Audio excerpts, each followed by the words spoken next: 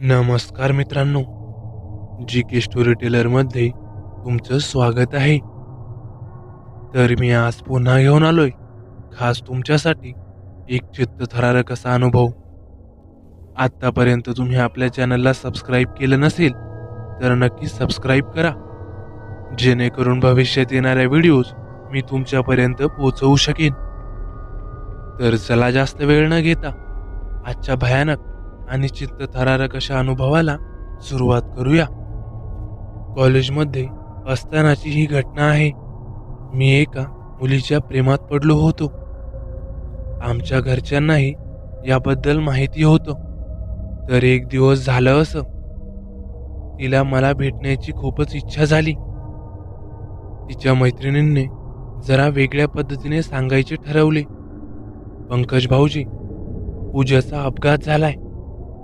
एवढं बोलून फोन बंद केला.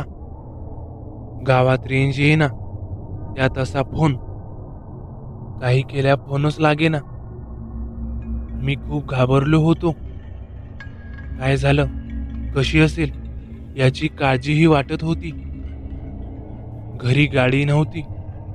मित्राला फोन केला. तो अर्ध्या तासात आला.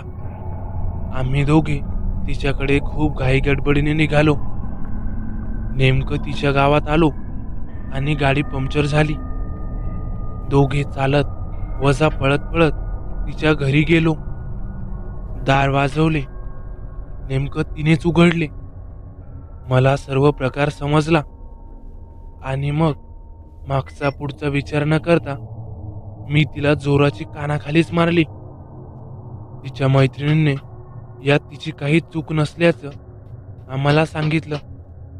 उलट आज तिचा वाढदिवस होता आणि दोघींमध्ये पैंज लागली होती की पंकज येतील की नाही म्हणून. मग मीच हा प्लॅन केला असं मैत्रिणीने सांगितलं. मला माझी चूक समजली.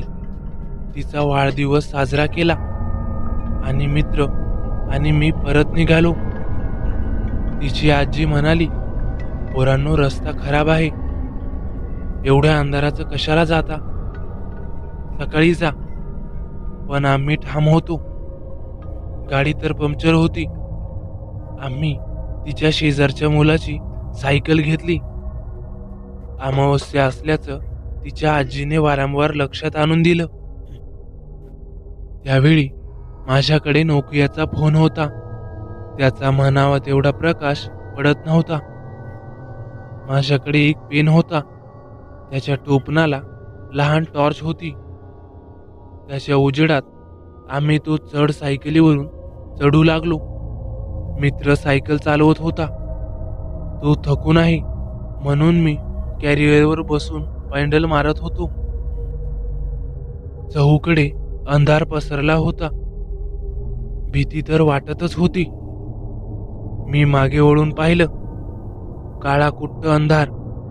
मी घाबरून मित्राला जाम मिठी मारायचो. तो प्रत्येक पॅन्डल गणिक मला शिवी देत होताच. तेवढ्यात अचानक मला एका मोठ्या झाडाखाली एक स्त्री उभी असलेली दिसली. केस मोकळे, हिरवी साडी, केसात गजरा, हातभर बांगड्या, रस्त्याला पाठमोरी उभी असलेली. मित्राचा आणि माझा दोघांचाही बोलका स्वभाव.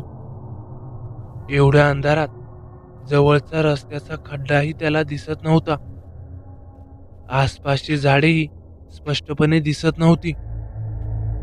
तिथे ती स्त्री दोघांनाही स्पष्टपणे दिसत होती. हे विशेषतः तिच्याबद्दल. मित्राने काहीतरी एक टिप्पणी केली. मी तोंडावर बोट ठेवत श्श असा आवाज काढला. मला ती स्त्री काही बरी वाटली नाही. जरा विचित्रच ती दिसत होती.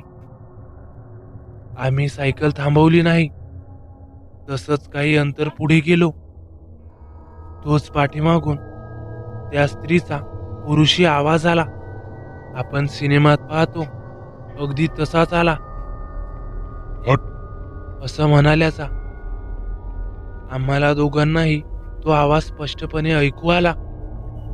मागे वळून पाहण्याचं दोघांचंही धाडस नव्हतं. अंगातली सगळी शक्ती एकवटून आम्ही जोरजोराने सायकल पुढे पळवत होतो.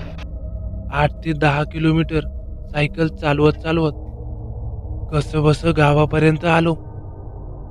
दोघेही घामाघूम. रात्रीचे 1 ते 1:30 वाजले असतील.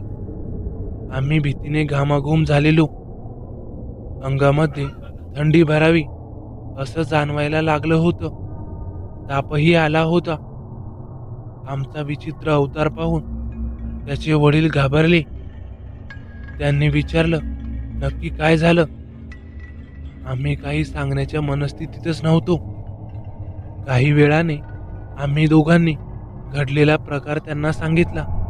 त्यावेळी ते अवाक झाले. कारण ती बाई 20 वर्षापूर्वी त्याच्या वडिलांनाही दिसली होती आणि ती एक अडळ असल्याचे त्यांनी आम्हाला सांगितले. बापरे, म्हणजे आपण पाहिली ती एक अडळ होती तर? त्याचे वडील आम्हाला म्हणाले, तुम्ही तिला काही अटकले तर नाही ना? आम्ही नाही म्हणून सांगितल्यावर नशिबाने वाचलात असे ते म्हणाले. आजीने देव्हाऱ्यावरचा अंगारा दोघांनाही लावला.